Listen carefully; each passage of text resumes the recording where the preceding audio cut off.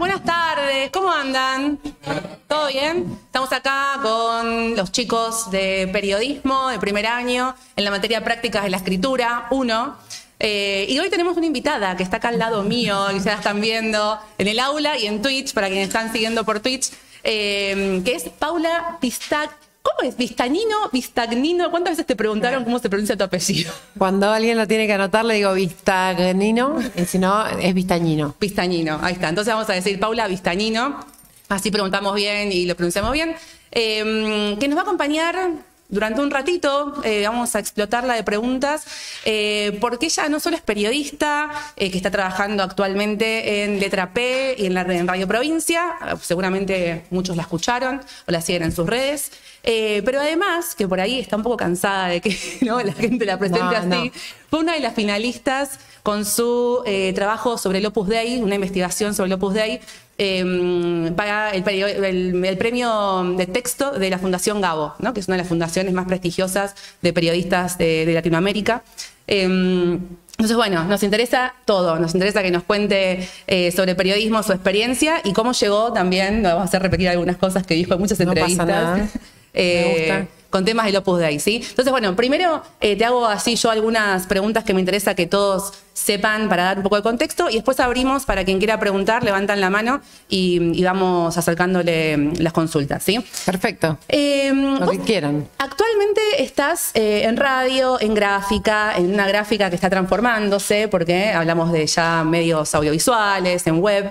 ¿Qué es el periodismo hoy? Simple, la primera. Tranquila, puedo escribir un libro, no sé, una tesis por lo menos. ¿Qué es el periodismo hoy? Voy a partir de esto que decías, estoy en Letra P ahora. Letra P es un portal político, un medio nativo digital. Y volví ahí después de mucho tiempo de no estar en una redacción. De hecho, yo trabajé en diarios, revistas, y en un momento huí de las redacciones. Un poco me había cansado del periodismo y del periodismo en estar en un medio y en estar todos los días cubriendo algo que me mandaban a cubrir, ¿no? Entonces me tocaba algo que me gustaba, algo que no me gustaba, digamos, era lo que había que hacer. Y un poco bajarme de esa máquina. De hecho, fue un momento que yo me fui a trabajar a la Universidad de San Martín en comunicación institucional, de la mano de Cristian Alarcón, ¿no? Que es el director de Revista Anfibia. Él estaba haciendo comunicación de la universidad y en ese equipo, laburar un poco con él cuando nacía Anfibia. Y Letra P lo que me dio fue las ganas de volver a una redacción, donde hay discusión periodística, donde se vive algo del ambiente en el que yo me formé como periodista en las redacciones. Yo terminé TEA y ahí en tercer año de TEA empecé a trabajar en La Nación, en una pasantía, en el año 2000. Entonces, o sea, hace 22 años, hace mucho tiempo, casi ni internet teníamos en las redacciones. Cambió un montón. Y entonces algo de eso se recupera en este medio que yo pensé que ya no se recuperaba y que un poco tenía nostalgia de ese ambiente periodístico. Eso se vive en Letra P hoy, por eso estoy ahí, pues me gusta lo que se hace, me gusta la manera en la que se labura, se le huye al clickbait y a esas cuestiones. Y no me había pasado y no encuentro tanto de eso, pero no encuentro tanto de eso en los medios. Entonces creo que ese es el periodismo que a mí me gusta, pero que el periodismo de hoy, lo sé por colegas que laburan en distintos portales y en grandes medios de comunicación, que hay algo de esa transformación que a los que somos un poco más vieja escuela, podemos decir, no nos gusta tanto, pero, y acá viene la parte que les quiero dar esperanza. No, me parece que igual hay algo del periodismo que se puede seguir haciendo.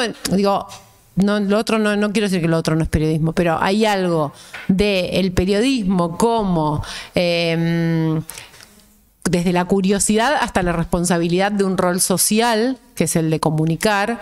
Hay algo de eso que sigue estando y que es lo que yo voy buscando. Hoy el periodismo es más, en algún momento, comunicación y entretenimiento en muchos medios que periodismo, pero sigue estando y va a seguir existiendo siempre, porque siempre va a haber cosas para contar, historias para contar, cosas por revelar, investigar, la necesidad y el derecho a la comunicación de las personas, que nosotros estamos ahí para justamente nuestro oficio tiene que ver con que el derecho a la comunicación de una sociedad democrática, de los y les ciudadanos de una sociedad democrática tengan acceso a la información. Todo eso sigue estando, creo que el periodismo sigue siendo eso, y que después los medios de comunicación tienen de todo, y cada vez tienen más de todo, pero que en todos los medios de comunicación sigue habiendo periodismo, lugar para el periodismo, en este sentido en el que decía de el rol y la responsabilidad social que tenemos. Esto que decías me encanta, de que el periodismo tiene de todo, ¿no? Y en esta vorágine de temas que todos los días tenemos ¿no? Información, notas de esto de entretenimiento que mencionabas, cosas que nos informan. Como con los chicos estamos viendo hace un tiempito sumarios, estamos empezando a pensar en sumarios, sus primeros sumarios, sus primeras entrevistas. Entonces creo que está bueno que les cuentes cómo trabajás o cómo crees que se hace para proponer y pensar temas interesantes periodísticamente. Bien, hoy, para que sepan, no, está perfecto, es que es fundamental. O sea, aprendan a hacer sumarios porque, y a eso iba. Hoy, hace un ratito antes de venir para acá, estuve hablando con justamente una editora de un medio de afuera, del exterior, donde quedé en que le iba a mandar sumarios. O sea, es una herramienta, así, es tan necesario como saber escribir una cabeza informativa. Todo el tiempo uno está, justo como era un medio de afuera, le dicen pitch, ¿no? Pitcheame las historias. Sería nuestro sumario. Y todo el tiempo uno tiene que estar escribiendo sumarios, o sea, no existe ir a proponer una historia, una nota, una nota que puede ser una entrevista o puede ser una crónica o el género que sea, no existe si no sabemos sumariar esa historia, y sumariarla es, o sea, venderla de alguna manera, por eso ellos le dicen pitch. ¿Y cómo se prepara? Y ahí hay un momento en el que el ejercicio hace que igual se prepare solo, un poco es como, che, tengo esto, y uno va a buscar eso, ¿no? ¿Cómo se prepara un sumario? ¿Cómo se encuentra una historia? Sería la cuestión. Sí, en realidad, claro, porque por ahí preparar el sumario varía, depende, sí, ¿no? El medio, depende de la confianza que tenga, cómo uno conozca, pero ¿cómo pensamos ideas interesantes que puedan terminar siendo notas interesantes? Para que no sean pavadas que uno hace clic por curiosidad, ¿no? ¿Quién ganó Gran Hermano? ¿Qué sé yo? Que sea un poco más profundo. Voy a empezar a hablar del Opus Dei para que no me tengas que preguntar. Cuando hace muy poquito tiempo vinieron unos periodistas de afuera, de Associated Press, de una agencia internacional, a hacer la nota de 43 mujeres esclavizadas por esta institución católica. Era el reportero gráfico, que también era un filmmaker, no sé, que hacía, sí, que en realidad no, porque es como el formato de medios audiovisuales, sí, el que hacía la parte audiovisual de esta nota. Cuando terminamos la entrevista y todo, me dice, un yanqui, me dice, las mejores historias están cerca de casa, ¿no? Me pareció espectacular. Él me lo dice en referencia a que la escuela de mucamas, sobre la que yo vengo publicando mucho del Opus Dei, estaba a 8 cuadras de mi casa, en San Miguel, cuando yo era chica, y ahí me enteré que eso existía, y muchos años después si quieren les cuento, empecé a investigar sobre el Opus Dei. Me adelanté a la otra pregunta.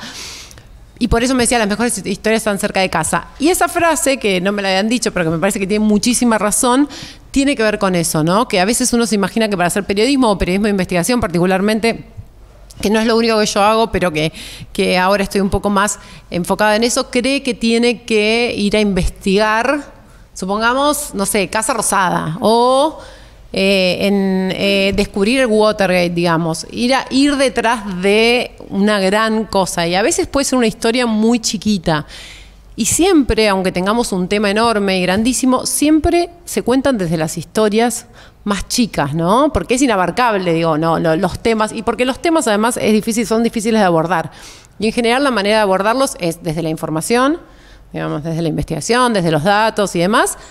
Pero si no hay una historia para contar esos datos, es un embole. O sea, si yo no me pongo a leer una nota sobre, no sé, Panama Papers, justo estoy hablando de investigación, pero ahora voy a pasar a lo que yo hice en la mayor parte de mi vida profesional periodística, que fue trabajar en información general de diarios y hacer notas de absolutamente todo. Pero en investigación hace mucha falta que la información se baje a partir de historias, porque uno tiene que poder llegar a quien está leyendo, a quien es audiencia, digamos, lector o lo que sea de esa historia que vamos a contar. Y la información sin la parte humana le falta algo, ¿no? Y no llega. Si vos vas a hablar de la contaminación de un río, tenés que hablar de qué pasa con las personas que viven cerca de ese río, supongamos, o que van a tomar el agua de ese río. Si vos vas a hablar de, bueno, en el caso del Opus, ¿no? De una institución opresiva y que manipula a las personas, y no contás la historia de las personas, o de una estructura económica superpoderosa y con comportamientos mafiosos, no tiene sentido contarla solo, porque siempre va a haber algo, una persona, inclusive cuando uno habla de una historia que tiene que ver con la corrupción o con alguna cuestión más de catástrofe, siempre las historias. Entonces, yo en general cuando alguien, porque soy editora también y a veces me traen historias, y es como, quiero hacer una nota de contaminación ambiental en la ciudad de Buenos Aires. O sea, 5 tesis, digamos, y 5 libros. Eso es un tema, ¿no? En ese tema hay 1000 maneras de abordarlo, 1000 maneras de contarlo, 1000 temas adentro de ese tema enorme, porque digo, la contaminación en la ciudad de Buenos Aires puede ser desde qué está haciendo el gobierno de la ciudad con la basura en la ciudad de Buenos Aires, además de repartir bolsitas verdes, digamos, qué otras cosas hacen, no sé, cuánto gastan estoy hablando desde la investigación, cuánto gastan en la campaña publicitaria de Ciudad Verde y qué sé yo, y cuánto realmente invierten en reciclar la basura, por ejemplo, o en reducir el uso de plásticos.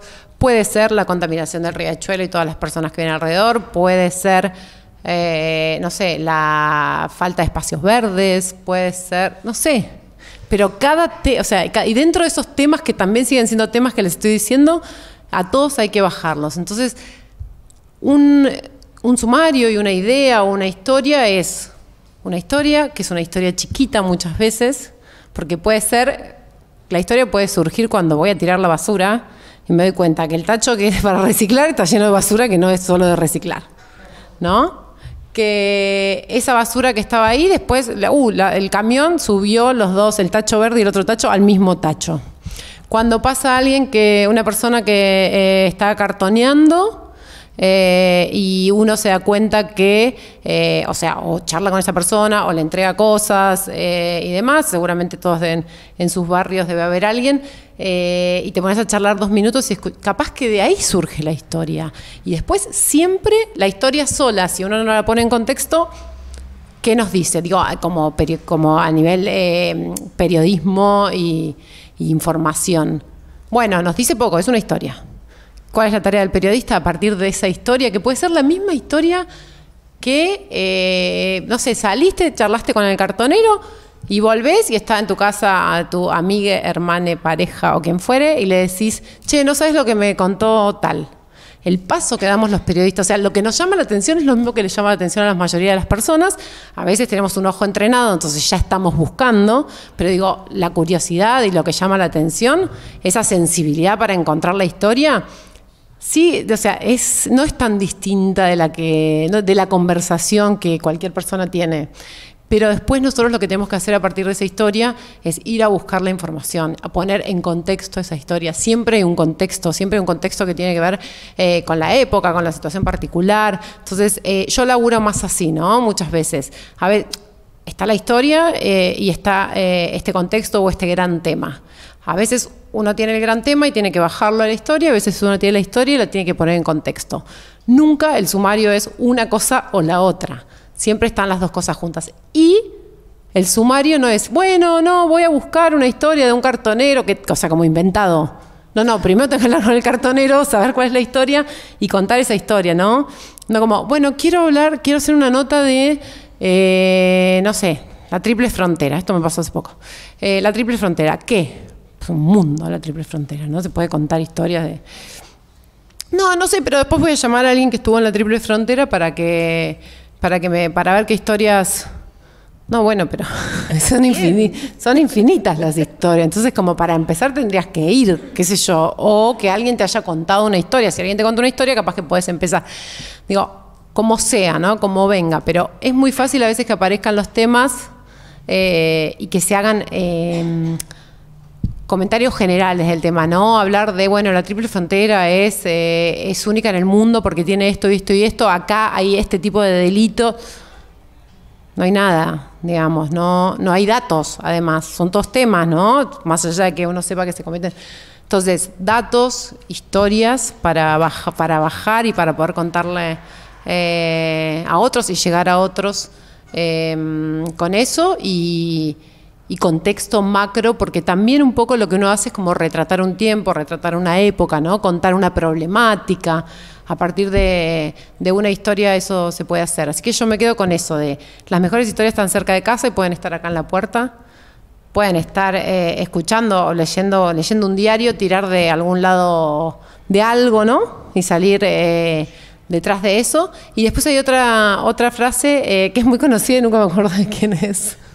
Que es esta de pinta tu aldea y pintarás el mundo, ¿no? Y que tiene que ver con que siempre las historias tienen un universal por detrás.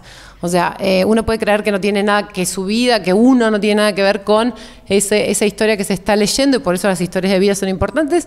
Y en realidad toda historia de vida tiene por detrás unos universales que a todos nos identifican en algún momento, ¿no? Que puede tener que ver con perder algo, ganar algo, ilusionarse con algo, no sé, uno lee una historia de alguien estafado o de alguien manipulado, como es el caso de lo que yo estoy investigando ahora, o de injusticia, o digo, siempre, o de enfermedad, o siempre hay por detrás, o de amor o de desamor, no importa, porque se puede escribir sobre un montón de cuestiones, y hay algo detrás de eso que no nos tiene que haber pasado necesariamente, ¿no? Uno puede leer, no sé, una historia de maternidad o de adopción y no ser madre o padre y no tener nada que ver, y sin embargo sentirse representado, porque por detrás están estos universales que son los humanos, y eso no pasa desde los datos, pasa desde las historias. Por eso, para mí, esa conjunción de esas cosas tienen que estar en un sumario más o menos puestas, y por eso hay que investigar un poquito antes de mandar el sumario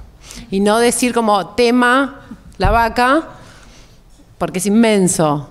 Entonces es bajarlo, es decir, acá tengo una historia que por detrás tiene un tema importante y tengo 2 o 3 datos.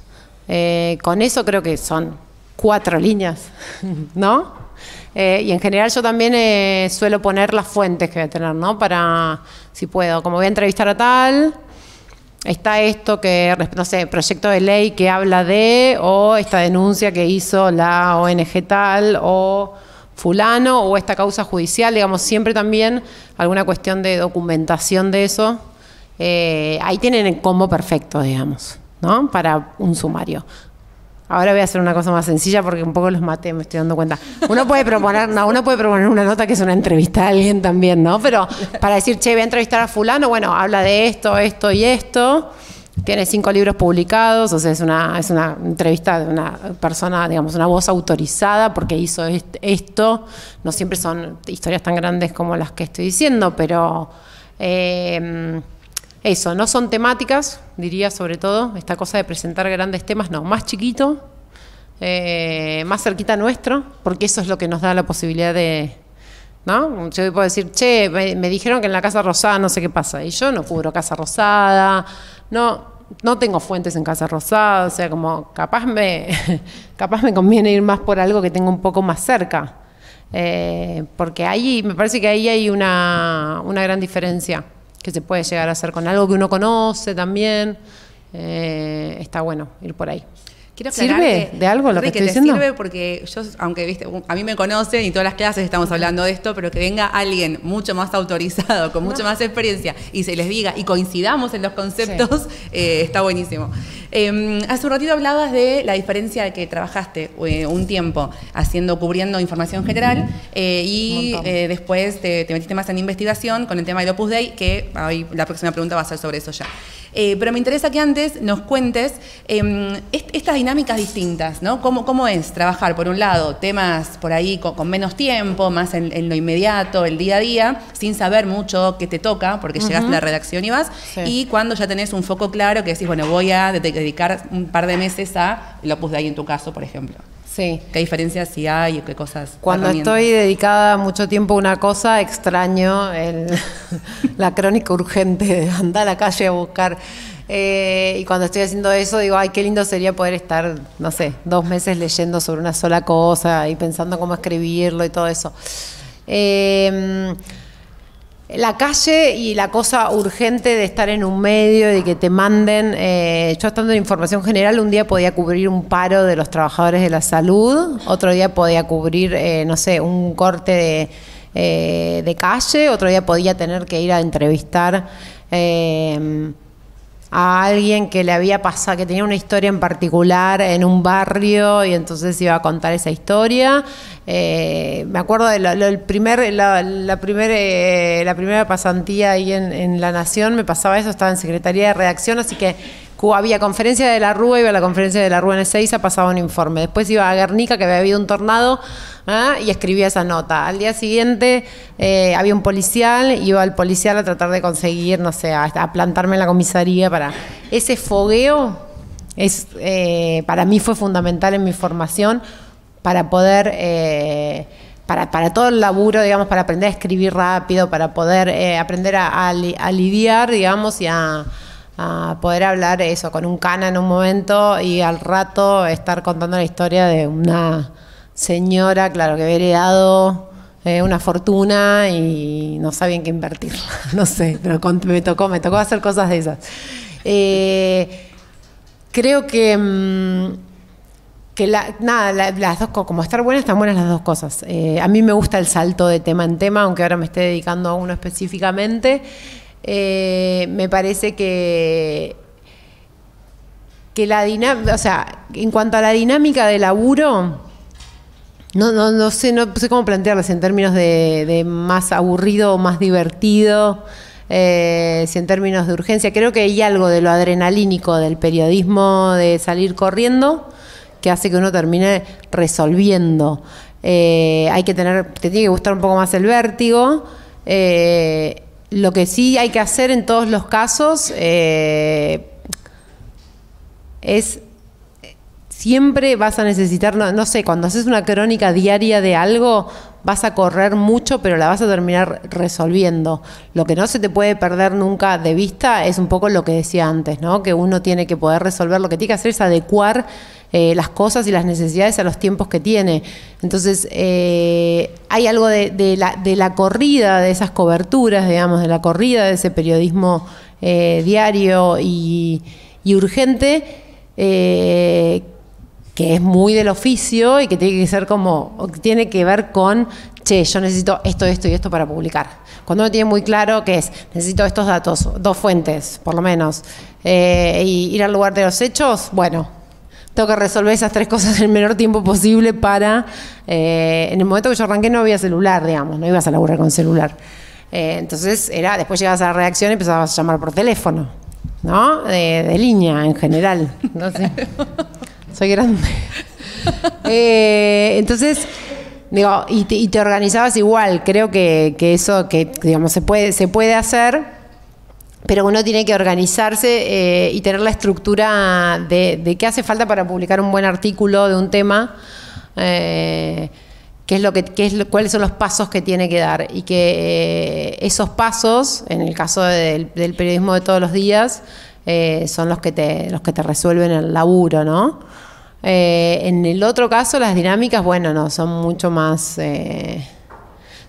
laxas, porque también tenés 1000 lugares por los que arrancar, por los que profundizar, por los que, no sé, avanzar, preguntas por hacerte. En general, en lo cotidiano no tenés mucho tiempo para hacerte demasiadas preguntas sobre el tema. Tenés que hacer las preguntas justas e ir por eso, ¿no? Y no distraerse con otras cosas. Creo que ahí lo que hay no es, en todos los casos, lo que hay es oficio y práctica. O sea, práctica es oficio. El oficio se hace ejercitando, ¿no? Ahí uno se da cuenta de los tiempos que llevan las cosas y de qué hace falta y qué no hace falta.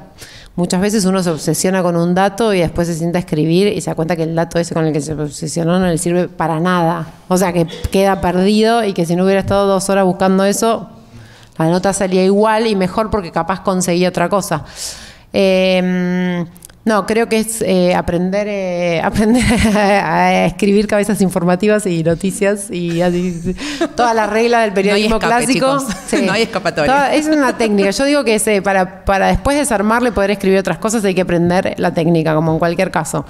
Cuando uno aprende la técnica más básica y la incorpora, después con eso puede hacer un montón de cosas y puede romperlo. Yo casi siempre hice periodismo clásico, o sea, no es que... qué sé yo, en Anfibia hoy hay periodismo narrativo y de repente se rompen un poco más los formatos, hay posibilidades de escribir de otra manera y demás. Pero yo sobre todo hice periodismo clásico de diario y ahí es esto que les digo y es esa dinámica.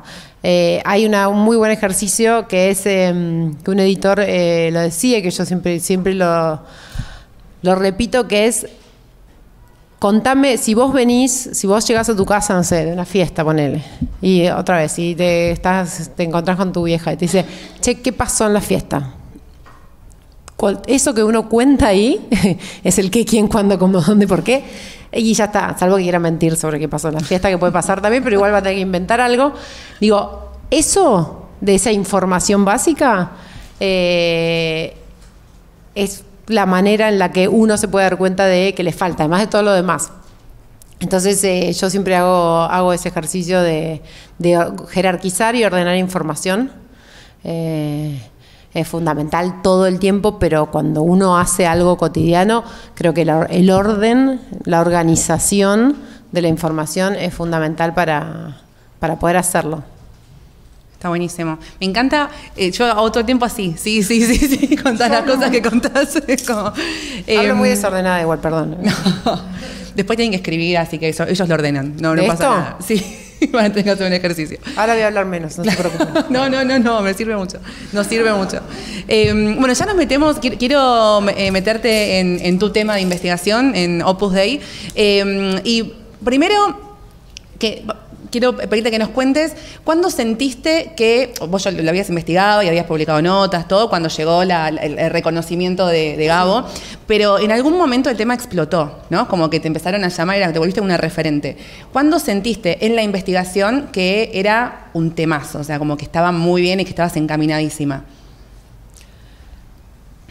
Mira, desde que empecé bueno, yo les conté lo de la escuela de Mucama, pasó mucho tiempo, empecé a trabajar como periodista, pasaron unos años y yo sabía que era un gran tema, pero yo no lo había tomado. Yo estaba en el diario Perfil 2005, yo estaba en Sociedad, Información General, y había un suplemento de investigación, hicieron una nota sobre el Opus Dei en el suplemento de investigación. Y yo me di cuenta que yo sabía más cosas del Opus Dei que las que salieron en la nota del suplemento de investigación. Entonces eso fue lo primero que me pasó y dije, claro, yo tengo, o sea, como alguien, esto que les digo de las historias tan cerca de casa, era como, yo sé más que lo que está publicado acá, ¿no? Más allá de que era una investigación que estaba bien hecha y tenía fuentes y demás, ¿no? Que cosas que yo no había chequeado, pero yo sabía cosas que ahí no estaban contadas o estaban pasadas por alto. Ahí me di cuenta de que había algo que ¿no? Que yo tenía como algo poderoso en ese sentido. Y que podía explotarlo. Pasó mucho tiempo en el que empecé a juntar testimonios porque quería hacerlo y juntaba y me daba cuenta que era muy grande, pero no tenía nada documental todavía, tenía todo testimonial. Entonces, entre que yo empecé a hacer eso y lo publiqué, pasaron 6 años, 7. Porque yo iba juntando información, no sé, y trabajaba en 25 cosas como siempre. Y entonces, capaz que yo me acuerdo en un momento que estaba produciendo un festival de cine. Y en el medio de que estábamos así, me llamaba alguien por teléfono y yo siempre tenía un cuadernito que decía, que anotaba cosas del Opus. Y una de mis amiga, colega, me dice, ¿un día vas a publicar algo de esto? Y le digo, sí, un día capaz que publico, pero no sé, porque... Y entonces siempre supe que era un tema muy grande. Lo que me pasaba era que yo sentía que me faltaba, que yo no lo podía publicar. No podía publicar primero porque es una institución muy poderosa y demás, entonces era... En 2 segundos, si yo publico un dato que esté mal, digamos, me van a salir a matar. Entonces, era sobre todo eso. Pero fue creciendo. O sea, yo siempre me di cuenta que era un tema y que yo no encontraba que nadie lo estuviera escribiendo y que estaba bueno. me llevó un camino muy largo y cuando empecé a publicar me empecé a dar cuenta, todo el tiempo, me empecé a dar cuenta de que era grande, porque por las repercusiones que tenía, porque cada vez llegaban más cosas, porque encontraba editores que les interesaba publicar, que eso me pasa hasta hoy, ¿no? Que yo tengo un par de medios que siendo freelance, como yo soy hoy, es complicado y que yo mandar un mensaje y decir, tengo esto, lo puedo hacer para mañana, dale. Bueno, ok. No, eso no suele para esto del sumario, ¿no? Igual mando sumario, no importa. Aunque ya sé el Opus Dei, aunque todo el mundo sepa que yo tengo la información de eso, qué sé yo, igual explico lo que voy a publicar y le digo, tengo este documento, no sé, mañana sale un pedido de informes del Congreso. Puedo hablar con tal, tengo 2 testimonios, fotos y el pedido de informes, ¿no? Siempre eso, por eso, siempre se hace el sumario. Entonces, y el tema empezaba a crecer, ¿no? Y cada vez iba creciendo más, y cada vez aparecían más historias, y como medio que siguen apareciendo, de hecho sigo con el tema, y me di cuenta cuando, particularmente, digo, me voy dando cuenta todo el tiempo, y con esto que te decía, pero cuando pude publicar la nota de estas mujeres que fueron reclutadas como servicio doméstico y nunca les pagaron, o sea, esclavizadas, en La Nación, que es el diario que lee el Opus en Argentina. Entonces, yo sabía que era como contrastar. Fui a buscar un editor de La Nación, que no me conocía para nada, porque no... y me presenté y me dijo, no sé, este tema... Le presenté todas las pruebas que tenía, todos los... y él me dijo... Déjame que lo vea. Lo vio, me dijo, déjame que hable con mi editora. Déjame que mi editora hable con el jefe de redacción. El jefe de redacción va a hablar con el director del diario. Cuando eso salió, además de que tuvo mucha repercusión y se republicó en muchos lugares y esto, ahí dije, no solo que era un tema importante que yo sabía, sino que además yo estaba como, o sea, estaba bien documentada, ¿no? Porque pasó 20.000 filtros esa nota, ¿no? Que en algún momento me pedían cosas que yo decía, no sé, es difícil conseguir esto, qué sé yo, y apareció. Nada, lo fui comprobando, digamos, pero siempre tuve, creo que hay algo que nos pasa a todos, que es que hay algo que vos te das cuenta, que esa historia tiene algo, y a veces... el darte cuenta también es contarlo a alguien, ¿no? Y cuando tipo, te abren los ojos y les brillan, es como, porque yo decía Opus Dei y era como una llave y todo el mundo decía, sí, ¿qué? Sí. Claro. La última que hago yo y ahí abro a que ustedes pregunten. Cuando trabajamos un tema que ya lo trabajaste para varios medios, con varios focos, muchos meses, bueno, muchos años, no muchos meses, ¿cómo se siguen encontrando focos nuevos? ¿No? ¿Cómo se sigue publicando y con ideas nuevas y cómo seguís tratándolo? Bueno, en el caso de este tema particular hay cuestiones que tienen que ver con que hay mucho no publicado. Entonces, es muy grande el tema, porque además tiene como un periodo histórico muy grande en el que funcionó de esta manera. Entonces atraviesa momentos históricos de Argentina, pasa por periodos de dictadura donde funcionó de una manera, hay historias de vida de distintos momentos, y hay distintos aspectos de eso, como es la parte humana, la matriz económica y jurídica. Es un tema grande, entonces aparecen cosas. De todas maneras, cuando yo empiezo a otra vez decir, che, tengo esta historia, hay algo de la información que se repite, esto que vos decís, bueno, ¿qué puedo publicar? Cada vez lo que me viene pasando es que al principio tener un poquito estaba bien y ya era publicable. Hoy necesito que sean cosas cada vez más fuertes, o reunir una cantidad de información importante. Por ejemplo, ahora tengo 2 datos que están buenos y que en otro momento podrían haber sido una nota por sí mismos. Ya los chequeé todo y podrían ser una notita. Y es como, esta notita respecto de lo que ya se publicó, es medio como, bueno, esto no es nada, digamos, que no paguen impuestos.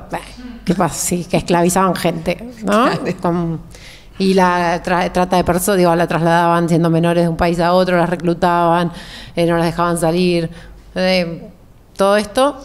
Y después decir, bueno, deben un par de impuestos Entonces, yo estoy ahora, como reúno mucha de esa información para después ver cómo, a través de una historia en general, puedo, en la suma de esa cantidad de datos, hacer una nota más, en mi caso, sistémica, ¿no? Como que cuente un poco más, que no sea una cosita suelta. A mí me pasa que el tema me sigue a mí generando mucha curiosidad y hace que me dedique con energía, con ganas, que no me agote a mí el tema. Y por ahora no agotó a los medios, digamos, pero creo que porque queda tela para cortar. ¿Se viene el libro? Me parece. Sí, libro. Sí. Sí, ahí está. Se supone que lo estoy escribiendo. Se supone que... Pero bueno. O sea, claro, lo estoy escribiendo despacio. Está bien, paso a paso. Pero sí, estoy trabajando en una historia en particular porque otra vez, el opus era como esto que yo les digo, era inmenso. Entonces elegí una historia para contar y a través de esa historia contar el Opus Dei, ¿no? Como esto que yo les decía es lo que estoy haciendo con el libro. Va a ser un libro periodístico de no ficción. No va a ser un libro de investigación periodística clásico, de el Opus Dei se fundó en... No. O sea, por eso me lleva tiempo, claro. Porque es algo que tampoco, que es la primera vez que lo estoy haciendo, que es construir personajes, digo, todo a partir de la investigación, pues son todas personas reales, documentado y qué sé yo, pero en un relato de no ficción que no es lo mismo que no es la misma escritura que la de un artículo, digamos, es otra dificultad. No, pero está bueno, va a ser más interesante. Hay que concentrarse. Sí. Bueno, abrimos a preguntas. Cuando pregunten, yo voy a repetir así se escucha y queda después en la grabación, ¿sí? Así que te van levantando la mano y disponible acá, Pau, para responder. Dale. Encantada. Ahí se escucha igual. Estamos, Sí. Bueno, dos preguntas. Aprovecho para hacer dos preguntas. La primera es si en esto que contabas, publicaste, digamos, la primera historia en La Nación y que es un medio tal vez que tiene cierta resistencia, si recibiste justamente algún tipo de resistencia extra a todos los pasos a seguir que contabas, y por otro lado, ¿qué sensación te dejó haber logrado también romper esa lógica que tenía el diario para contar una historia que no era tan común? Y por otro lado, si te siguen sorprendiendo las historias que buscas para contar, porque en tu trayectoria, digamos, fuiste contando un montón de historias, como nos contabas al principio, hacer una historia particular y de ahí buscar los datos generales, si te siguen sorprendiendo las cosas que investigas. Sí, me siguen sorprendiendo, eso seguro, porque cada historia nueva que aparece tiene como un ribete más. O yo también por el laburo y vas profundizando y hay cosas que ya no te impactan, ¿no? Porque ya sabes que es así. Y entonces aparecen esas cosas nuevas y esos detalles que hacen que vayas llenando un poquito el cuadro, que a mí me sirve mucho sobre todo para el libro. Yo tengo como encuentros casi sistemáticos con personas que se fueron del Opus Dei, o sea, ex miembros del Opus Dei, y alrededores, ¿no? Que hay un montón de personas que lidiaron con, que trabajaron para y demás. Entonces todo el tiempo mi vida es muy... muy agitada. Tomo el té con mucha gente y claro, y entonces voy... Y hay cosas que por ahí antes no podía del todo como tomarlas porque era demasiada información, y que ahora esos detalles empiezan a tener mucho sentido para el laburo que estoy haciendo puntualmente para el libro. Lo de La Nación, y siempre lo digo y lo reconozco, fue Nicolás Cassese, el editor al que yo fui a ver. Y Nicolás... como buen editor, más allá del medio, digo, que es un medio con un perfil particular, ¿no? Y que además que tiene mucho vínculo con la Iglesia Católica y que tiene vínculo con el Opus Dei. Lo que yo sentí en la conversación con él fue que él, en el momento en el que se dio cuenta de que periodísticamente esa historia valía la pena, la agarró, la llevó de la manito y fue haciendo todos los pasos que tenía que hacer defendiendo eso. Y a mí, otra vez, no me conocía. Digamos, yo había laburado en La Nación hace 1000 años, seguramente él estaba por ahí, pero éramos muy jóvenes, no me conocía. Y la fue llevando porque tenía la fuerza que tenía que tener la historia, y el hecho de que saliera en La Nación, y que además yo la firmé con él, el artículo, le dio a todo esto una relevancia que no hubiera tenido, porque eso pasa muchas veces, ¿no? Que las historias tienen que ver con los medios en los que la publicamos, ¿no? Que yo podía publicar en un medio que también, digamos, importante como La Nación, pero que no era lo mismo, porque fue la primera vez que el Opus Dei se sintió obligado a responder ahí. Sí, lo que yo temía era que en algún momento no, o sea, que alguien en algún momento dijera, esto no puede salir ahora, no, llévate la historia. O sea, ese temor lo tuve todo el camino, ¿no? Era como pasito, hasta acá estamos bien, iba escalando. Por supuesto me dijeron, vamos a tener que hablar con el Opus Dei, les tenemos que decir que vamos a publicar esto, a ver qué quieren decir. Bueno, práctica periodística, por supuesto. Yo cada vez que publiqué algo le mandé un mail al Opus Dei, no me contestaban. Ahora me contestan igual, ahora ya me contestan, sí. Pero no me contestaban, le dije, me encanta, o sea, que hablen, o sea, perfecto, me parece que es lo que tienen que hacer, ¿no? Si vos recibís acusaciones tan graves, no me dieron a mí esa entrevista, se la dieron a Nicolás Cassese, pues yo la venía pidiendo y no me la daban, así que fue prosperando y en el momento en el que, y aparte estuvo terminada la nota y lo que pasaba era que yo tenía 50 personas que me preguntaban cuándo salía, entonces yo era como, aguanten que va a salir, y que me decían, no va a salir, hasta que un día salió solo en digital, no se imprimió. Pero bueno, nada, ya está, circuló por todo el mundo automáticamente, eso estuvo buenísimo. Así que no puedo decir, salió. No sé si en el medio hubo intentos de que no saliera. Les voy a contar esto igual porque me parece muy divertido, que es que cuando estaba por salir la nota, porque a mí me pasa que me llegan mensajes de adentro de la Opus Dei, porque no todo el mundo, siempre, eso sépanlo, siempre hay grietas, siempre hay filtraciones, entonces hasta en los lugares más cerrados siempre hay filtraciones, o sea, como no, esto no me van a hablar, no, de esto no me voy a enterar, siempre, absolutamente. Entonces me llegaban mensajes y los mensajes decían, esto es espectacular, seguramente lo van a ver. Un saludito. Decían que le pedían a la gente que rezara para que no saliera el artículo. O sea, que rezaran, les decían a todos los miembros, mientras yo sabía que estaban haciendo lobby para que no saliera el artículo, ¿no? Entonces era como, recen para que no salga, pero ellos no estaban poniendo su confianza en el rezo, en la oración. Y después lo que hicieron cuando se publicó fue mandar en PDF el artículo para que la gente no lo cliqueara. Entonces decían, no lo abran, léanlo, si lo quieren leer, o sea, no lo abran, traten de no leerlo. Si así todo lo quieren leer, les mandamos el PDF, léanlo de acá, para que no se cliqueara. Increíble. Sí. Bueno, en un tiempo, hace muchos años, el Opus Dei cuando no había internet, y salía un libro en contra del Opus Dei, porque hay un par que han salido, iba y compraba toda la edición. Con el mío, ojalá que pase. Claro, que agoten. Todo. Me encantaría, pero hacían eso, sí. Entonces, como unas modalidades, pero bueno, la del PDF y no cliquen, me parece. Igual no cliquen, no lo lean, pero si así todo les da curiosidad. Si van a pecar, claro. Léanlo, claro. Mientras tanto recen. Sí. Insólito. Pili, dale. ¿Cómo le mandas un mail al Opus Dei? Tiene una oficina de comunicación. Si googleás oficina de comunicación, tiene una oficina de comunicación, un mail. Y yo ahora ya tengo el celular de quienes se ocupan de la comunicación y demás, así que incluso ya recibí llamados porque lo que pasó fue que cuando publiqué en Anfibia, que es la nota de finalista del premio Gabo, ellos no me respondieron y no hicieron nada, ni siquiera sacaron una carta respondiendo a eso. Cuando salió en La Nación sí, después cuando publiqué en Infobae respondieron con una carta, después publiqué en la BBC, me hablaron para la nota y respondieron también a la nota. Entonces ya ahora empezaron a cambiar la estrategia conmigo y con los demás medios, como prefieren salir a hablar cuando son medios grandes. Si es un medio más chico que llega a otro público, no lo hacen, pero sí, hay un teléfono y un mail ahí todo publicado. Sí.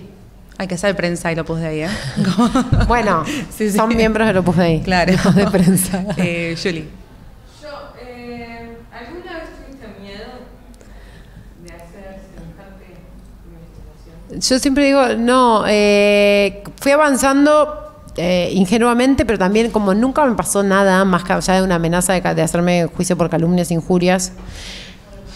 Pero como, no sé, publicar diciendo, bueno, estamos analizando hacer una acción de por calumnias e injurias, pero nunca ni siquiera las cartas que ellos contestan dicen que algo de lo que yo publiqué no es cierto.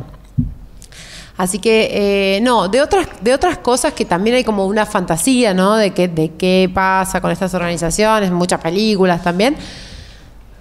No lo sentí y no me pasó nada, digamos. No tuve nada, ni un indicio de que me fuera a pasar algo, pero bueno, frente a calumnias e injurias, yo todo lo que tengo es mi PH, que me compré con un crédito a 20 años, entonces lo puse como bien de familia.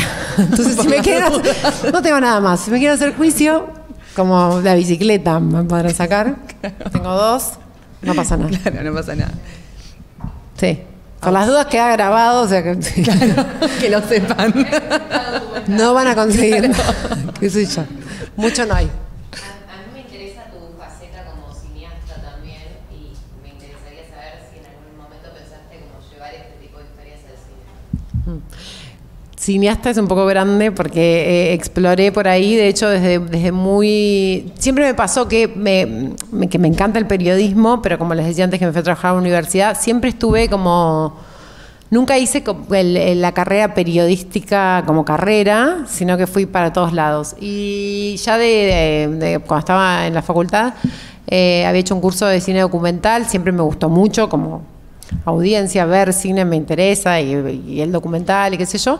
Y mi hermana es productora de cine, entonces empecé a explorar un poco más, a laburar un poco más con ella, a hacer distintas cosas muy de pichi de alguien que no sabe, pero a meterme en eso. Y sí, y estoy también con un proyecto de una serie de Van saliendo bueno, por así de eso, poquito. por eso no estoy escribiendo el libro, porque no se puede. No, estoy con un proyecto de serie documental porque cuando salió esa nota de La Nación me llamaron para ofrecerme hacer una serie documental y justamente hablando con mi hermana que se dedica a eso y mi novio también se dedica a eso. Entonces los dos me dijeron, no, hacelo vos, o sea, como no se lo des a nadie, hagámoslo nosotros. Y arrancamos ahí un camino que está re bueno, pero más chiquito, haciendo eso. Así que estoy básicamente, te diría, en un camino de aprendizaje en eso. Igual justo ahora, yo estudié TEA y Comunicación Social en la UBA, que la colgué, volví, la terminé. Y este año, a los 45, presenté la tesina. Porque era como, bueno, la voy a hacer, era sobre un tema que me interesaba y fue un documental sobre el archivo de la memoria trans. Entonces, por eso tampoco estoy escribiendo. Claro, porque tenés 1000 porque estuve proyectos. 3 años escribiendo sobre fotografía y memoria en el medio de todo esto, pero bueno, la terminé el año pasado y la presenté este año. Entonces ahí ya me metí un poco más y eso desde un lugar muy periodístico, porque es como la formación que tengo y bastante marcado por eso. Entonces me interesa mucho el cine documental y también creo que en este tiempo, creo que saber escribir igual no se reemplaza con nada. Y que todo lo que fui haciendo después, para la radio también, digo, yo empecé a trabajar en la radio medio de casualidad, siempre hice gráfica y me habían ofrecido y decía, no me gusta, me pongo nerviosa. Y empecé a hacerlo y creo que soy muy desordenada hablando, pero sí. El periodismo, claro, ¿no? Pero la técnica, digamos, los formatos periodísticos me ordenan ayudan, para claro. eso y también para lo audiovisual, sí.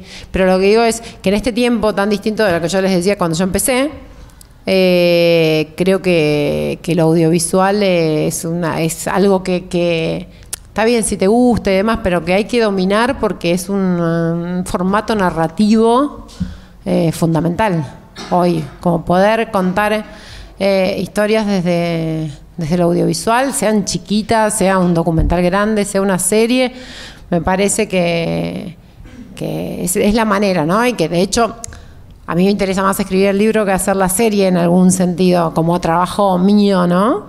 Pero también sé que la serie puede ser una bomba de difusión para este tema y que el libro puede ser de un circuito muy chiquitito, digamos. Entonces, hay algo de eso que me está llevando para ahí. Pero sí, me gusta mucho. No voy a dejar la gráfica nunca porque es lo que más me gusta escribir, pero sí. creo que se combina muy bien. Está bueno también esto para no aburrirse de un tema, ¿no? Explorar distintos formatos hace que se renueve la idea, los focos, el trabajo, entonces que nos agote también, porque terminamos cansadas, pero bueno, está buenísimo poder... Eso es como lo que le gusta a cada uno, ¿no? Digo, yo tengo una de mis mejores amigas que con la que hago el programa de radio, que es periodista política. Gaby Pepe. Gaby vive en la rosca política. Yo creo que cubrí 6 meses en la legislatura porteña, ya no aguantaba más a nadie. Y después hice información general, esto que decíamos, ¿no? Bueno, hoy vas a cubrir la marcha, mañana vas a... Hoy en Navidad me tocó ir al Instituto del Quemado, el 25 de diciembre y el 1 de enero varias veces. No, a mí me gusta saltar de tema en tema, eso es lo que a cada uno le interesa. Después hay periodistas que se dedican a la economía, política. Eso es más común, de hecho, que lo que yo hago.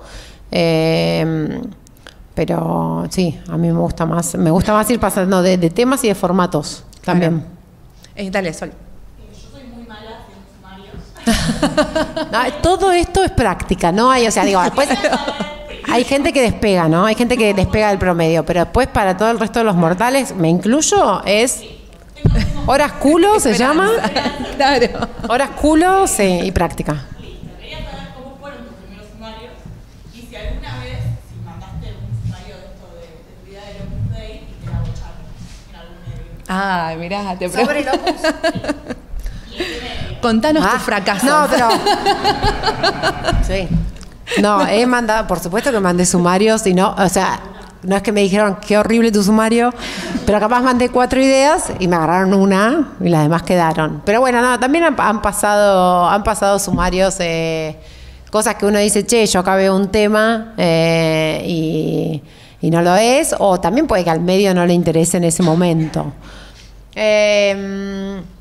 Con el Opus me pasó que una historia que yo vengo siguiendo es la de una señora muy rica que heredó toda su fortuna y la de su hermana que está internada en un psiquiátrico también, y toda la que tenía, digamos, y la de otras personas también, era una causa judicial por eso, y yo venía publicando sobre ella.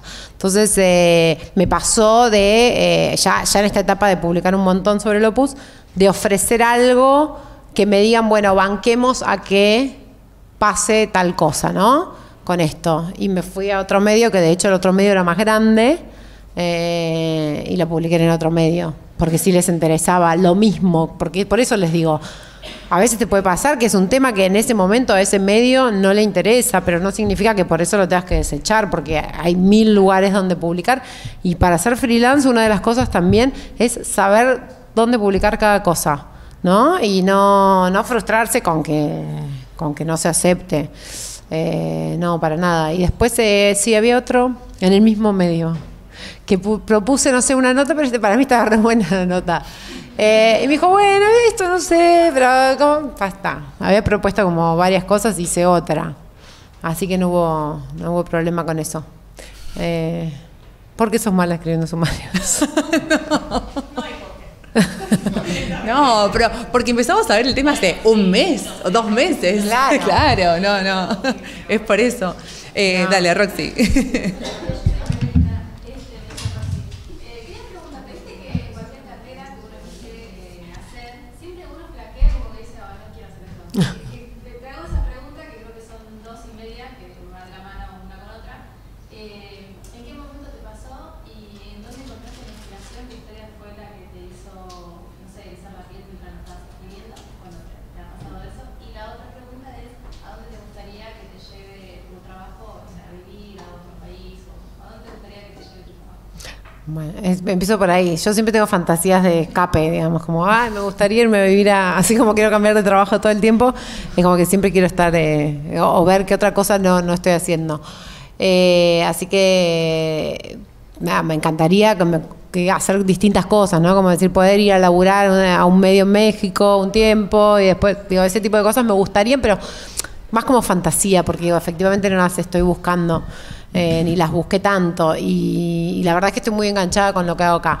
Me pasó, yo empecé comunicación social primero en la Universidad de Buenos Aires, me parecía hermosa la carrera, muy teórica, Y yo estuve muy claro de enseguida y sabía que no iba a ser una carrera académica, que no me interesaba la academia. Entonces fue como, ¿qué hago con esto? Y yo previamente no había dicho quiero ser periodista, era más bien, me gustan las ciencias sociales, puedo estudiar sociología, ciencia política, bueno, comunicación social es un poco la más amplia, voy por acá. Y arranqué. Y en el medio no, estaba en primer año, como hice el CBC, primer año, segundo.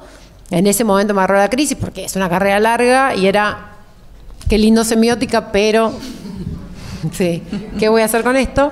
Y una amiga que estaba conmigo en la UBA se fue a anotar a TEA, que yo no sabía qué era, o sea, nunca había investigado, o sea, no había dicho quiero ser periodista.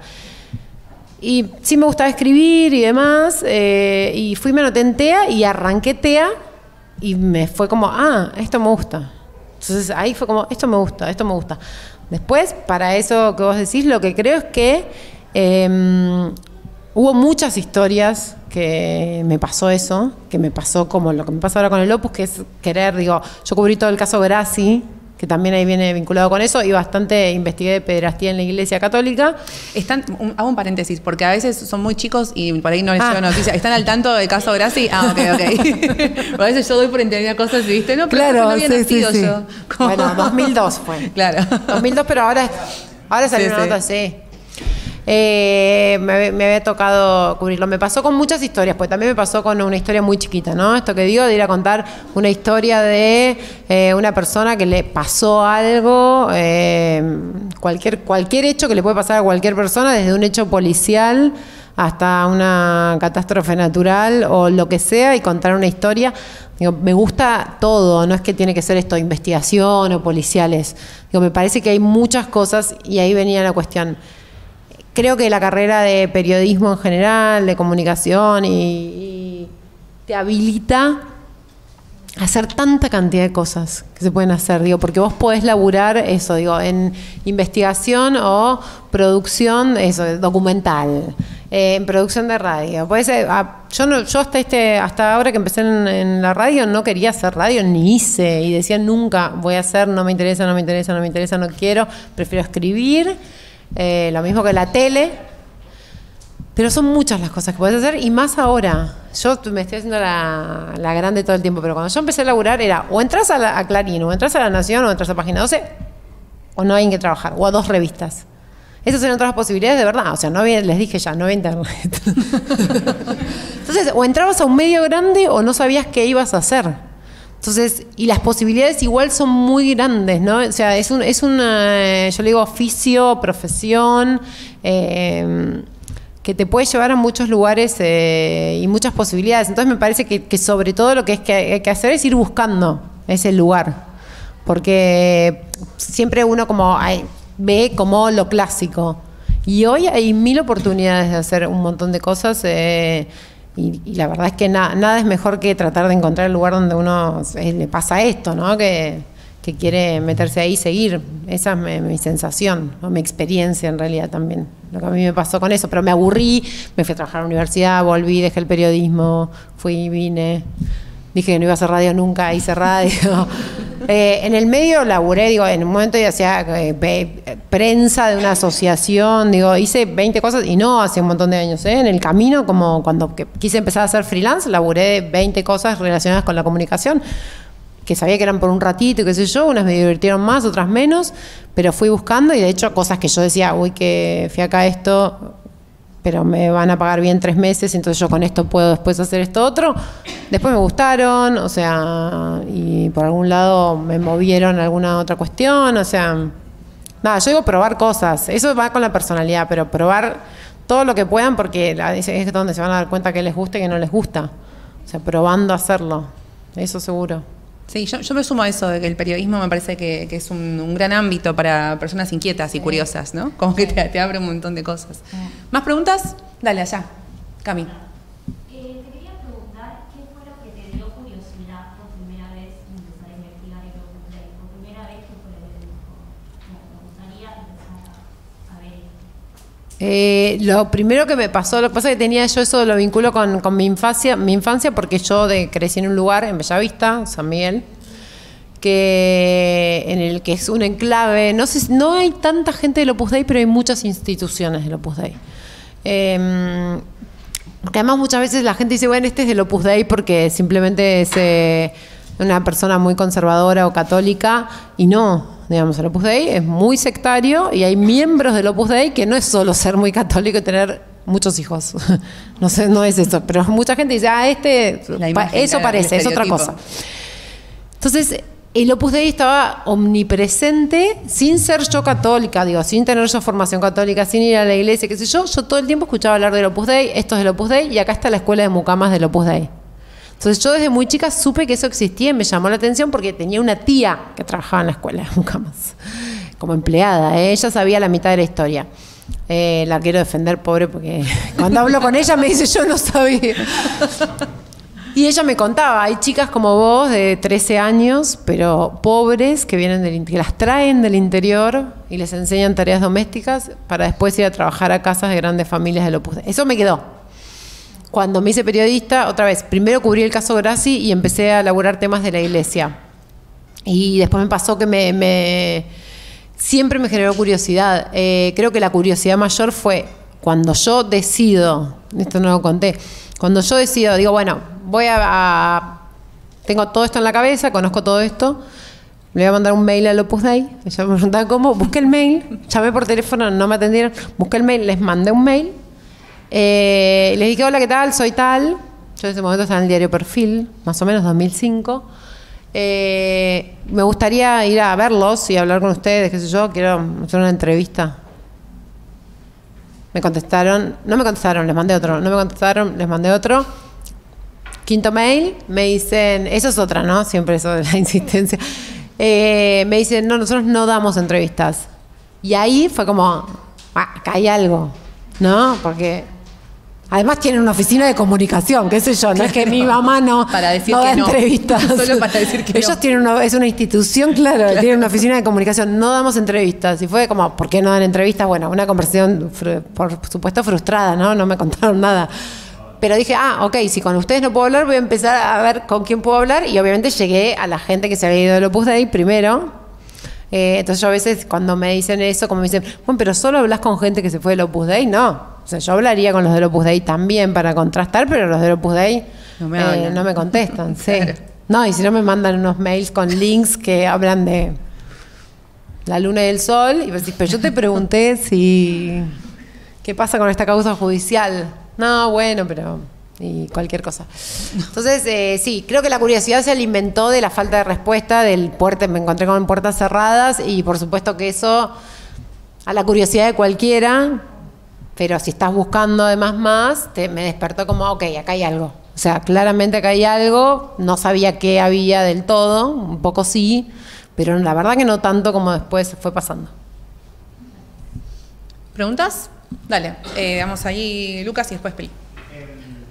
¿Qué opinión tenés respecto de la actualidad, por ejemplo, de los medios de la televisión, de la radio como está ahora, de los productos que hay en televisión, de los libros que se consumen, en cuanto a los medios? Sí. ¿Pensás que tiene que ver con algo de coyuntura política o con la sociedad que está en decadencia o no, o está avanzando?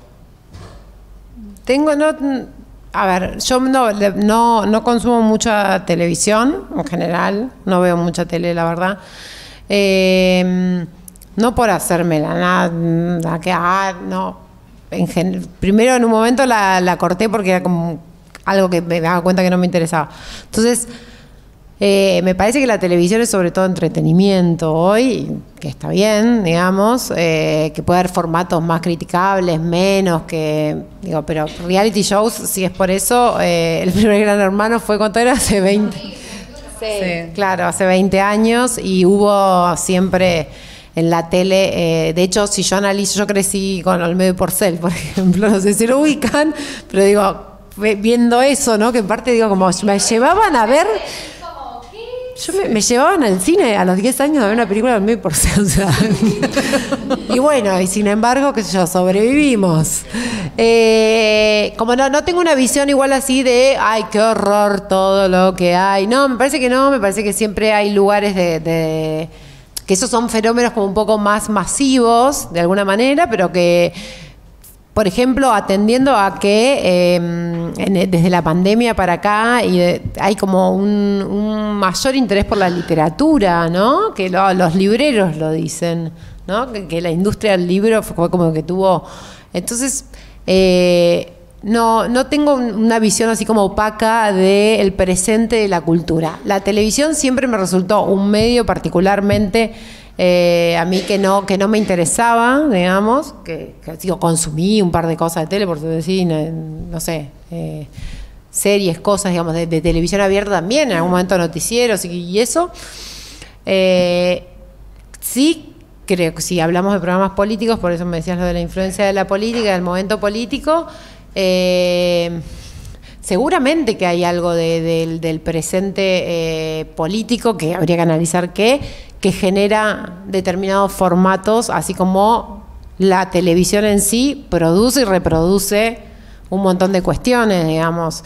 Pero no sé, no lo veo. Sí creo que hay socialmente violencia o formas de todo el tiempo, digamos, hay cuestiones de, yo digo, de maltrato, ¿no? Pero pensás que como que volvió, que eso era algo que estaba, que desapareció.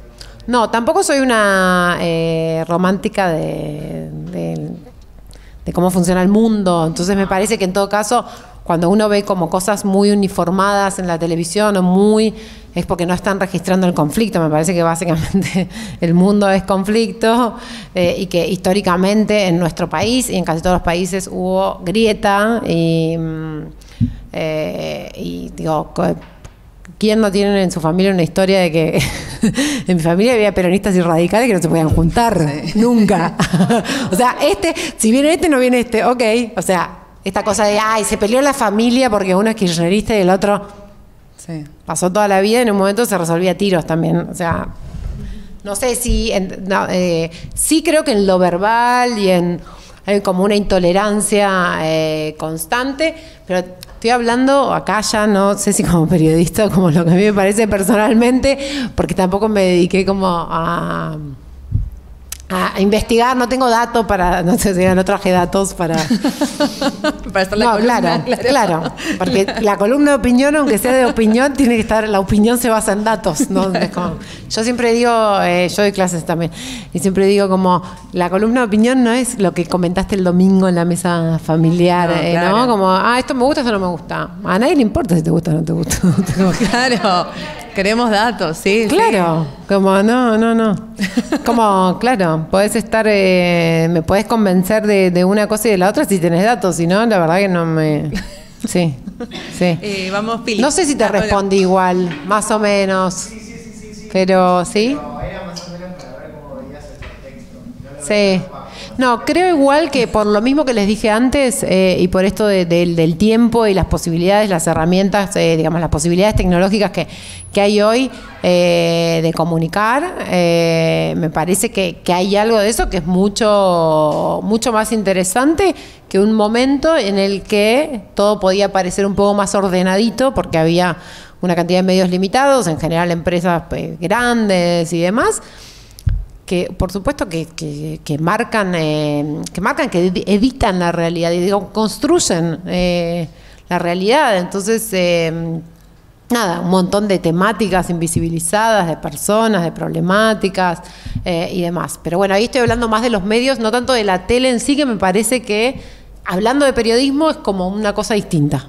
A mí particularmente, hay muy buenos periodistas que hacen televisión y qué sé yo, pero me parece que en sí el medio... respecto de esto, ¿no? De lo que acá se aprende y de lo que en general se hace más en gráfica y todo eso, que sí, que a mí mucho no me interesa en general, pero bueno. Y vamos Pili y después Rami. O sea, iba a hacer una pregunta de los podemos decir ya quedó bien. No. ¿Cuáles son las fracturas? ¿Las? Las fracturas. por donde se cuela la información. Son un montón, porque es la primera fractura fue Internet. O sea, lo que pasaba antes con el Opus Dei, que un montón de personas se iban completamente destruidas porque es una institución con prácticas coercitivas, donde a las personas les cuesta salir, porque además estuvieron atravesadas por la religión, con lo cual no es como, che, no me gusta estudiar periodismo, cierro la puerta y me voy, no me gusta este trabajo, me peleé con mi mamá y me voy de mi casa. Que eso es un poco más difícil.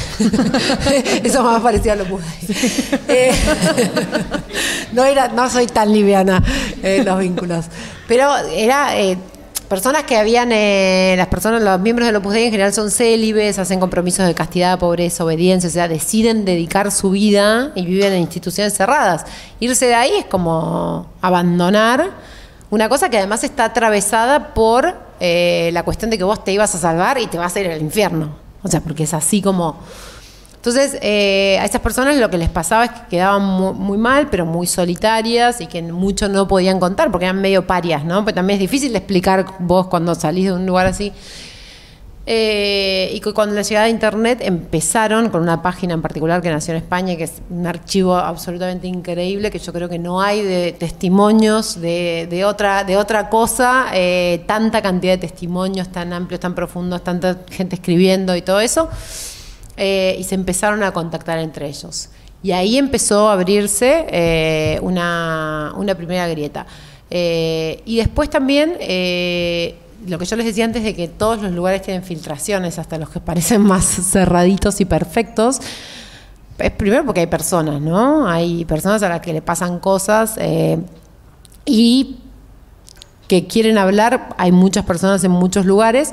Y en el Opus Dei en particular, lo que hay son personas que o ya estuvieron muchos años y hay muchas cosas que no les gustan, o que están por irse, queriendo irse, y todavía no pueden y algo les da bronca. Y después hay gente, como siempre, que se peleó con el Opus Dei, o que el Opus Dei le hizo algo, o los echó a algún lado, o se quedó con algo. De esas historias hay muchas. Entonces ahí hay muchas filtraciones. Y después lo que hay es que una institución como tan poderosa, yo estoy hablando de esto porque es lo que investigo, pero hay un montón iguales, no es la única.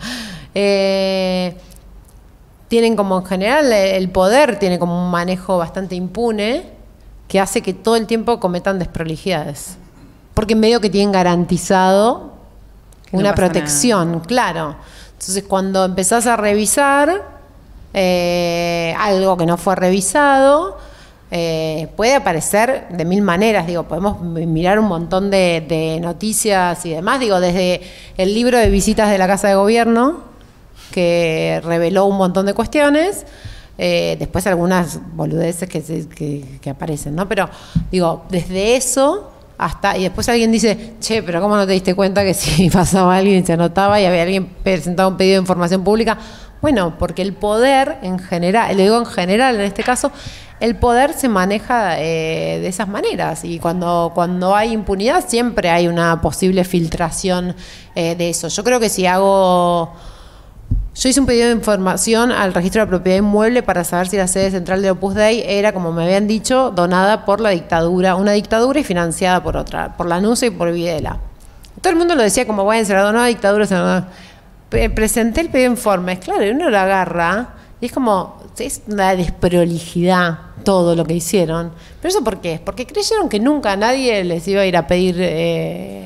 el coso al registro de propiedad inmueble, porque en ese momento, en los 70, digamos, y se manejaba de esa manera un montón de cuestiones.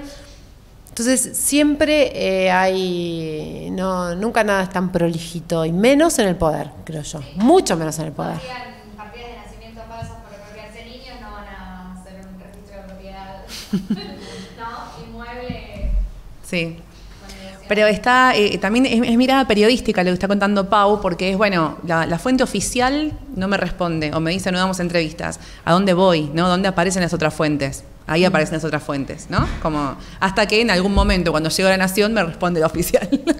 Claro. Claro. Vamos con Rami, vamos cerrando ya, que son y media. Dale. Medio que ya lo respondiste un poco, pero la pregunta central era qué lugar tiene hoy por hoy el periodismo de investigación, siendo que vos también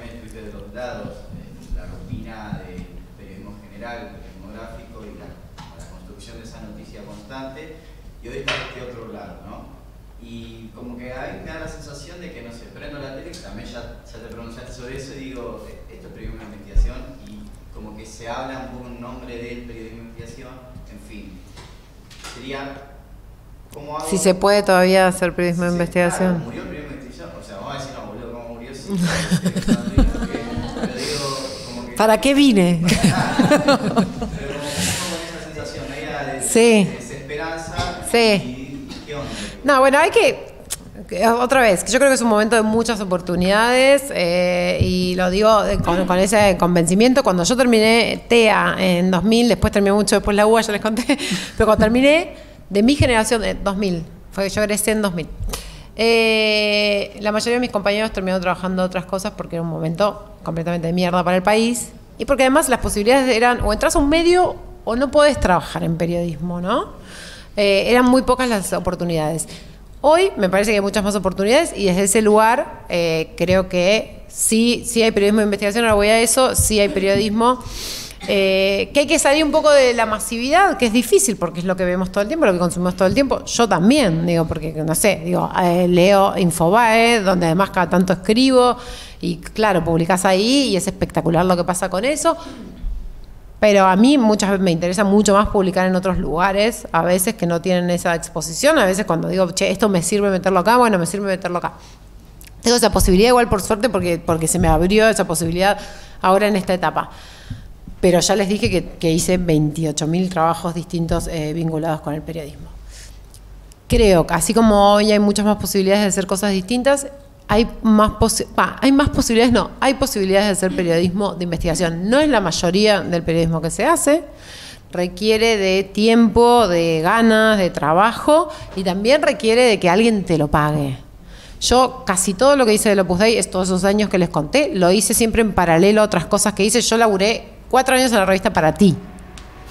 No hacía ni moda ni belleza, hacía policiales, tipo todos los crímenes, García Belsunce, Nora Dalmazo, femicidios, que todavía no tenían esa figura en la justicia, pero se cubría en esa revista. De hecho, de un diario me llamaron de la revista para hacer puntualmente eso con varias personas más, porque era una revista femenina que tenía eso. Y yo en el medio hacía lo del Opus, que de hecho, con Para Ti, conocí a gente del Opus y aproveché, quedé calladita. Todo eso lo hice en paralelo sin que nadie me pagara nada, inclusive invirtiendo mucho tiempo, sobre todo, no plata, pero mucho tiempo. La investigación tiene como una parte de eso, uno tiene como que generarse, o sea, sobre todo tiene que interesarle primero para poder tener esa paciencia, pero sí hay hoy muchas posibilidades de becas de investigación periodística, de becas de acompañamiento, de investigación editorial, porque más difícil que lo de La Plata, que es difícil, es cuando laburás solo y no tenés alguien que le decís, che, claro, tengo este dato, vos como esta cosa del contraste, porque a veces estás tan... Digo, porque todos necesitamos un editor, por más que escribamos súper bien, digo, hasta los más genios de los escritores tienen un editor que le mira lo que hacen y los edita. Entonces, eso es una de las cosas más complejas, lograr ese acompañamiento, a veces que no se puede, pero hay muchas, bueno, ya va a llegar el momento, pero digo, hay unas páginas ahí donde que yo chequeo todo el tiempo y que de hecho conseguí así becas de formación, becas de producción periodística y demás, que pueden acompañar. Y después conocí, que yo tampoco lo tenía tan claro, todo un universo de periodistas de investigación que están laburando de esa manera y que a veces la mía es una investigación de largo aliento porque una cosa me fue llevando a la otra, pero no necesariamente tiene que ser así, ¿no? A veces son investigaciones que uno dice, bueno, no sé, estoy 3 meses con un tema, publico y otra cosa, ¿no? Y a veces hay periodistas de la tele que también laburan en gráfica. En general los mejores periodistas de la tele son los que también hacen gráfica, porque es otra dedicación sobre todo, ¿no? y que hacen ese laburo también. Y bueno, en la tele se presenta de otra manera. O sea, en la tele en general, y te lo dice cualquier periodista que hace política y tiene un montón de información, es como, en la tele cuento un dato y en una nota de gráfica cuento 10. Y es así. Pero sí hay. Sí, se puede. Vamos. Vamos por ahí. ¿Alguien quiere hacer la última y cerramos? Mano levantada. ¿Aprovechan ahora? Ahí va, dale, Pili. ¿Cómo hiciste la cartera de editores? ¿Cómo? como para hacer revistas freelance? Hiciste toda una cartera de editores, ¿no? De distintos niveles. Sí, en realidad, cuando yo tomé como una decisión después de ir saltando de lugares y qué sé yo, me di cuenta de que como a mí me gustaban hacer muchas cosas, un poquito de cine, un poquito de esto más, dejé el laburo fijo, que fue cuando terminé de pagar mi PH. Dije, ok, ahora puedo, ¿no? Que fue en 2015. Y ahí apenas no tenía ningún laburo ni un tema todavía, porque todavía no había publicado nada del Opus, tenía esto laburado. Entonces ahí hice el salto que les digo, laburé en producción de cine con mi hermana, hice la comunicación de no sé qué con una amiga que hacía, en un momento le editaba una revista de arquitectura, hace no muchos años, a una señora, arquitecta de un country, que quería que alguien le editara, y yo le editara, me mandaba la revista, se la corregía, se la editaba, y eso me permitió vivir mientras escribía. No vivía solo de escribir notas. Tenía como 2 o 3 laburos fijos que a mí me permitían no solo sostenerme freelance, que era lo que yo quería para pasar al salto de lo que estoy haciendo ahora, que es poder hacer muchas cosas, pero nada, y después fui armando, conocí a gente porque había pasado por varios medios, y después sumarios. Hola, ¿qué tal? Sí, mucho sumarios, y ya tenía como muchos años en medios, de manera tal que yo conocía gente a la que le podía mandar sumarios, que no me hacía escribir la nota si la nota no estaba buena, ni necesariamente me decía que sí. También pasó que en estos años el freelancismo fue una manera, ¿no? Hace 10 años vos les mandabas y siempre tenían un periodista que podía hacer esa nota. Salvo que vos tuvieras una nota única. A mí me pasa hoy que yo tengo notas que las tengo yo con este tema. Pero si no es, quiero hacer una nota sobre el empleo doméstico. No, sí, ya sé, es un tema de sociedad y tengo gente en el diario que lo hace. Entonces, salvo que tenga una historia, por eso vuelvo a las historias que les decía antes. Para mí las historias son los mejores disparadores, que después siempre van a tener un tema y un contexto. Pero disparar desde las historias es lo único, o sea, los temas lo tiene todo el mundo, ¿no? Los temas están ahí dando vueltas. Ahora, la historia que puede llegar a contar ese tema y que puede contar, todos los temas están en general contados. La diferencia para contar un tema casi siempre va a ser de un dato o de una historia, que es algo que el otro no tiene. Entonces, para hacer el sumario, es más bien ir desde la historia y el dato y ponerlo en contexto que presentar temas. Temas no compra nadie. Como tal tema, sí, bueno, ya existe, digamos, no sé qué querés contar de eso. Mucho de caradurez, entonces, es como, o red que conoces un poco y después mandarte, claro, o más o menos ubicar quién edita. Sí. No pasa nada. Bueno, ya son 8:30 pasaditas, no, menos 20 ya. Te están esperando que te vayan a buscar, así que le agradecemos un montón a Pau por haberse acercado. Un aplauso. Saludamos a los amigos de Twitch que están por ahí, no sé si hay alguien conectado. ¿Y bancás que nos hacemos una selfie? Sí, obvio. ¿Así queda? Dale, obvio, perfecto. Obvio.